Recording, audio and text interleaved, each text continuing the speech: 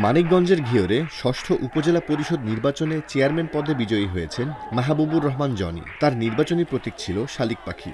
২১ মে রাত ১০টার দিকে ঘিওর উপজেলা পরিষদ মিলনায়তনে উপজেলা নির্বাহী কর্মকর্তা আমিনুল ইসলাম এ ফল ঘোষণা করেন। ঘিওর উপজেলার ফলাফলটি ঘোষণা করছি।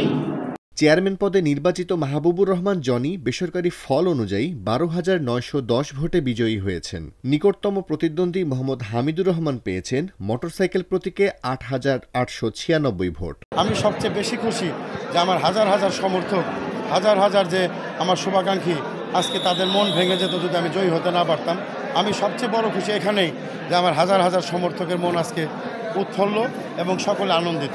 এদিকে ভাইস চেয়ারম্যান পদে বিজয়ী হয়েছেন তালা প্রতীকের প্রার্থী আব্দুল আলিম। মহিলা ভাইস চেয়ারম্যান পদে বিজয়ী হাঁস প্রতীকের প্রার্থী তানজিনা খন্দকার। আনন্দে অনেক সময় অনেকটাই কান্না পেয়েছিল। আমি আমার নিজেকে ধরে রাখতে পারি নাই। জনগণ আমাকে যথেষ্ট ভালোবেসে ভোট দিয়েছে।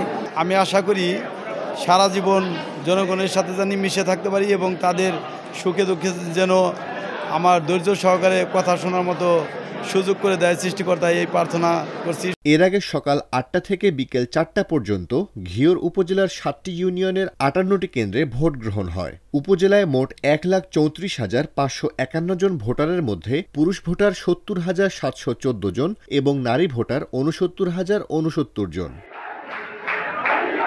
ঘিওর উপজেলা পরিষদ নির্বাচনে চেয়ারম্যান পদে লড়েছেন ৯ জন প্রার্থী। ভাইস চেয়ারম্যান পদে লড়েছেন ৭ জন।